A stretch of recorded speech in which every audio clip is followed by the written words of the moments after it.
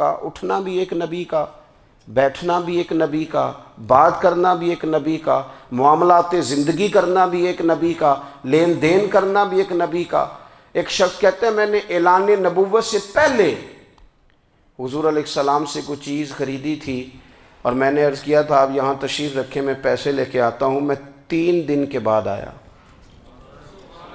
دیکھو یہ بات کرنی کتنی آسان ہے، بولنی کتنی آسان ہے، پر 3 دن یہاں میرے بھائی کو کسی شخص کو 2 گھنٹے انتظار کرنا پڑ جائے تو لوگ کہتے ہیں الانتظار اشد من القتل، یہ تو قتل سے زیادہ تکلیف والا معاملہ ہے منتظر رہنا کسی کا۔ کہتے 3 دن کے بعد میں آیا تو میرے رسول کریم وہیں تشریف فرمایا، بس اتنا فرمایا یار تم نے مجھے بڑی تکلیف میں ڈال دیا، 3 دن ہو گئے یہاں رکے ہوئے۔ تو حضور نے اپنے کردار کو، اپنے عمل کو، اپنے معاملات کو سب سے پہلے اپنی نبوت کی دلیل کے طور پر پیش کیا۔ کسی نے کیا خوب کہا تھا کہ جو تیری جان کے دشمن ہیں وہ بھی کہتے ہیں، وہ جو تیری جان کے دشمن ہیں، بظاہر تو آئے ہیں نا ہجرت کی رات جان لے لے، لیکن امانتیں حضور کے گھر میں رکھی ہوئی ہیں، امانتیں کاشانہ نور پہ پڑی ہیں۔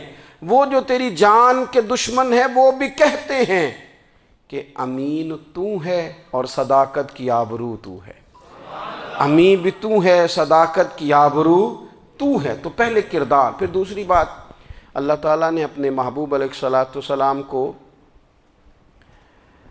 اپنا مطلق نائب بنا کر، اپنا محبوب اعظم بنا کر، ویسے ہی سارے انسانوں کے بارے میں کہا وَإِذْ قَالَ رَبُّكَ لِلْمَلَائِكَةِ إِنِّي جَاعِلٌ فِي الْأَرْضِ خلیفہ، میں زمین میں اپنا نائب بنانے والا ہوں۔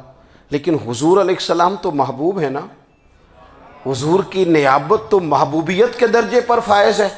تو رسول پاک کو رب کریم نے اس طرح کا بنا کے بھیجا کہ حضرت عبداللہ ابن رواحہ رضی اللہ تعالیٰ عنہ بیان فرماتے ہیں کہ اگر حضور کوئی معجزہ نہ بھی دکھاتے، نبی کریم علیہ السلام سے کوئی اعجاز لوگ نہ بھی دیکھتے، تو محبوب کا تو چہرہ ہی اس طرح کا تھا، لوگوں نے دیکھتے جانا تھا اور کلمہ پڑھتے جانا تھا۔ لیکن باوجود اس کے میرے رسول پاک کا اعجاز یہ ہے، کمال یہ ہے کہ حضور کبھی اشارہ کر دیں تو چاند 2 ٹکڑے ہو جائے، کبھی دعا مانگ دیں تو ڈوبا ہوا سورج واپس آ جائے، کبھی محبوب گزرنے لگیں تو پتھر آپ پر سلام پڑے، کبھی حضور پہاڑ پر چڑھ جائیں تو پہاڑ وجد میں آ کر جھومنے لگیں، محبوب کا کبھی نماز پڑھاتے ارادہ بن جائے تو اللہ تعالیٰ قبلے کا رخ ہی تبدیل فرما دے۔ کیا خوبصورت سوچ ہے اور کیا نظریہ دیتے ہیں بریلی کے امام۔ فرماتے ہیں اجابت کا جوڑا عنایت کا صحرا، دلہن بن کے نکلی دعائے محمد، اور اجابت نے جھک کر گلے سے لگایا بڑی ناز سے جب دعائے محمد۔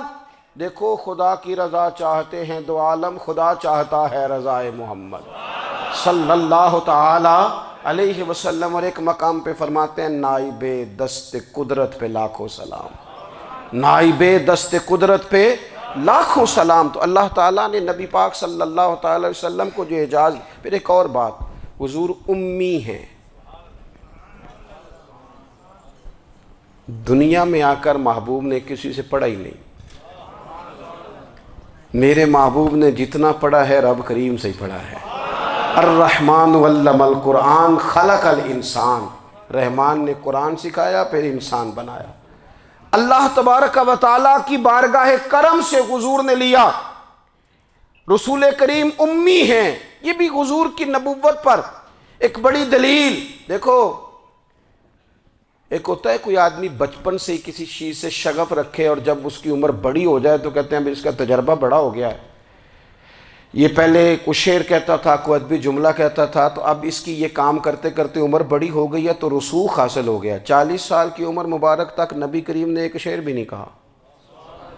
حضور علیہ السلام نے کبھی کوئی ایسی بات، ویسے تو حضور کی ہر بات حکمت والی، لیکن جس کو عرب کے لوگ اپنے لہجے میں شاعری یا اپنے لہجے میں ادب کہتے تھے وہ حضور نے بیان نہیں فرمایا۔ لیکن جب 40 سال کی عمر میں اعلان نبوت کیا تو پھر بڑے بڑے فصیح و بلیغ، بڑے بڑے سیانے طفیل بن عمر کہتے ہیں کہ اس شخص کو بھی میں نے دیکھا جسے بڑا ناز تھا اپنی فصاحت اور بلاغت پر، اور جب وہ حضور کے پاس آیا اور اس نے آ کے کچھ باتیں کی تو محبوب خاموشی سے سنتے رہے، اور جب وہ چپ کر گیا تو میرے کریم نے صرف سورہ فاتحہ پڑھی۔ کبھی اٹھتا تھا، کبھی بیٹھتا تھا، کبھی غور کرتا تھا، کبھی دائیں جاتا تھا، کبھی بائیں جاتا تھا، پھر کہنے لگا بتاؤ نا کلام کس کا ہے؟ فرمایا اس رب کا، اس رب کا، اس رب کا جس کا میں رسول بن کے آیا ہوں۔